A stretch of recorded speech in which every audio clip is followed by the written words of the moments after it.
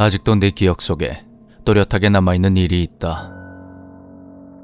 초등학교 5학년의 여름방학 때였다. 난 집 뒤쪽에 있는 넓은 공터에서 방학 숙제 중의 하나였던 곤충 찾기를 하고 있었다. 한참 동안 주변을 살피고 있던 나는 공터 한쪽 구석의 콘크리트 바닥에서 심하게 녹슨 철문 하나를 발견했다.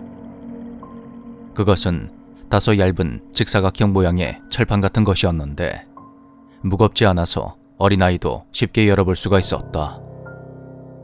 왠지 그 문은 하수도로 통하는 것 같았는데 호기심이 발동한 나는 문을 열어보았다.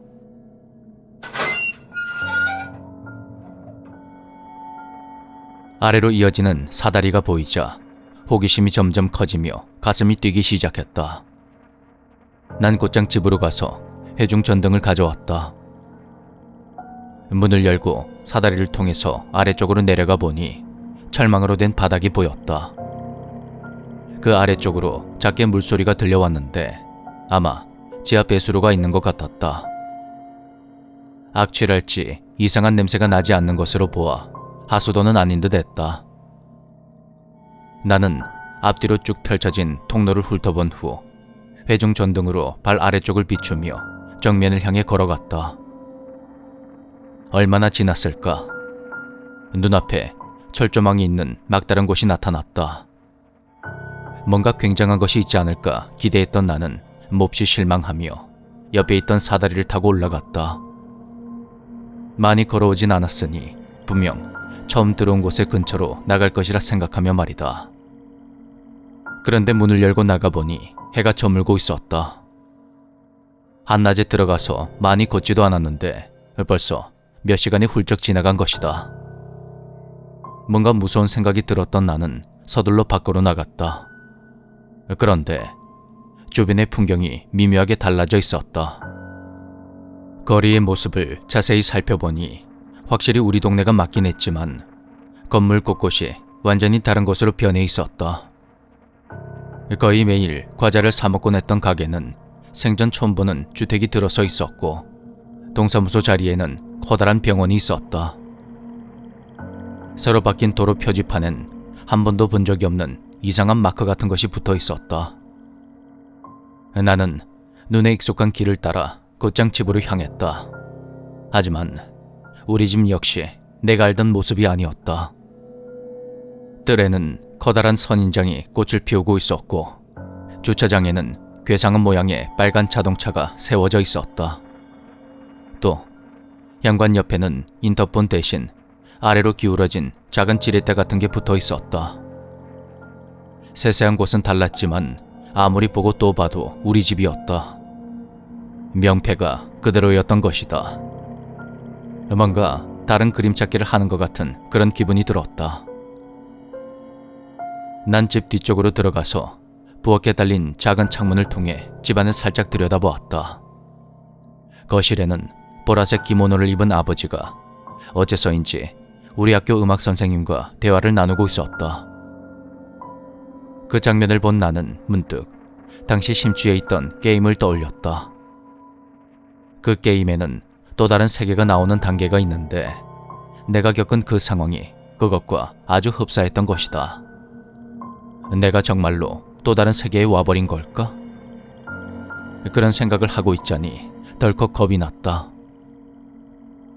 당황한 나는 그 길로 다시 공터로 뛰어갔고 사다리를 타고 내려간 후 왔던 길을 더듬거리며 되짚어 갔다. 식은땀이 뚝뚝 떨어지면서 다리가 후들거렸지만 이를 악물고 필사적으로 뛰다가 걷기를 반복했다. 여기서 조금만 더 늦어지면 두 번 다시는 나의 원래 집으로 돌아가진 못할 것만 같았다. 다행히도 난 처음 들어왔던 사다리를 발견했고 무사히 원래의 세계로 돌아올 수가 있었다. 머리가 멍해지면서 아주 생생한 꿈을 꾼 것만 같았다. 하지만 그것은 분명히 꿈이 아니었다. 그 일 이후로 나는 다시는 그 공터에 가지 않았고 공터를 쳐다보는 것조차 두려워했다. 그곳에 가까이 가기만 해도 또다시 한순간에 내가 모르는 또 다른 세계로 빨려 들어갈 것만 같았다. 그리고 그때가 되면 영영 돌아오지 못할 것 같은 그런 느낌도 들었다. 그렇게 혼자 속으로 끙끙 앓는 사이에 우리 가족은 이사를 가게 되었고, 결국 내가 봤던 또 다른 세계는 영원한 수수께끼로 남게 되었다. 그러다가 몇 달 전 업무차 그 주변을 우연히 지나치면서 공터를 슬쩍 둘러보게 되었다. 그곳의 절반 이상은 주차장으로 사용되는 것 같았는데 철문은 아직도 그 자리에 계속 남아 있었다.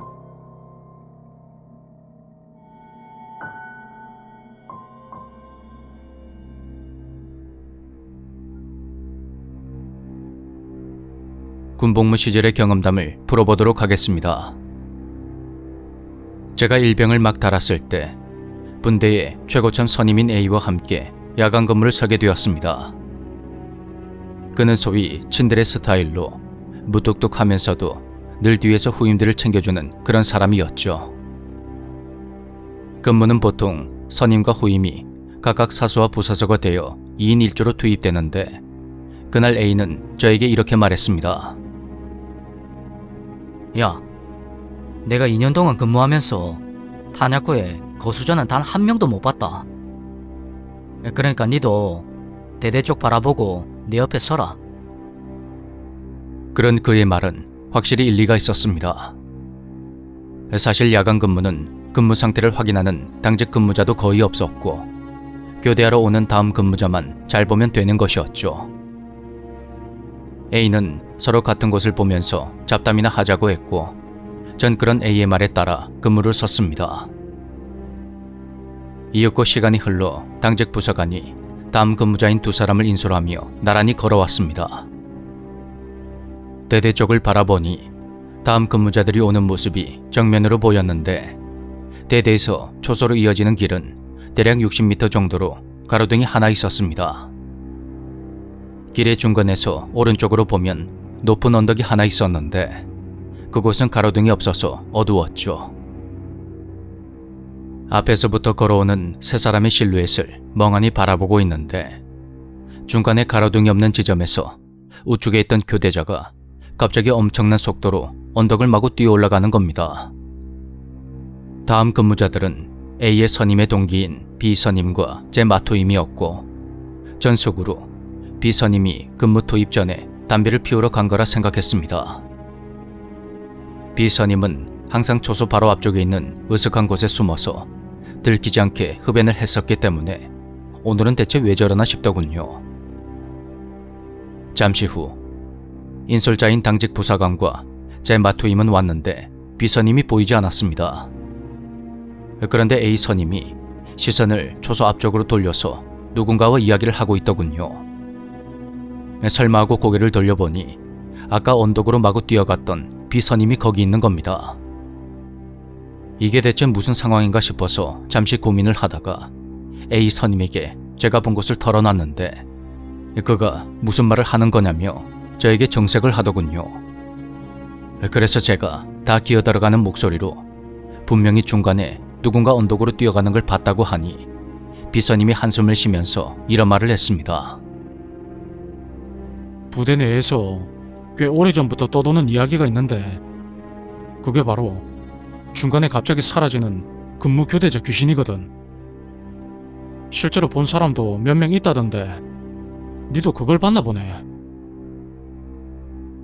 그로부터 이틀 후 당시 근무교대를 하러 왔던 마토임을 포함하여 다른 선임들에게 그 이야기를 해줬더니 세상에 귀신이 어디 있느냐 농담하지 말아라 하는 사람이 절반, 나도 그걸 본 적이 있는데 너도 봤구나 하는 사람이 절반이었습니다. 그러다가 실제로 그 귀신을 목격한 D 선임의 경험담을 듣게 되었는데, 그날 D 선임은 후임과 함께 주간 근무를 서고 있었다고 합니다.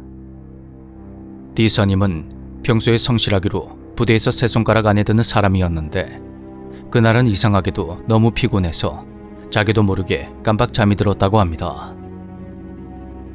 혼자서 근무를 서던 후임 역시 갑자기 누구남을 느끼며 자기도 모르게 스르르 눈을 감았는데 어디선가 전투와 발소리가 들렸다고 합니다. 정신을 차려보니 근무자 셋이서 대대 쪽에서부터 초소 쪽을 향해 마구 뛰어오는 게 보였고 그것을 목격한 후임은 속으로 저 사람들이 왜 저러나 싶었답니다. 근무 교대를 할 때는 무조건 사주 경계를 하면서 와야 하기에 구보로 교대를 하는 것은 징계감이었던 것입니다. 후임이 그런 생각을 하고 있을 때 문제의 그 높은 언덕쯤에서 3명의 근무자들이 연기처럼 사라져버렸습니다.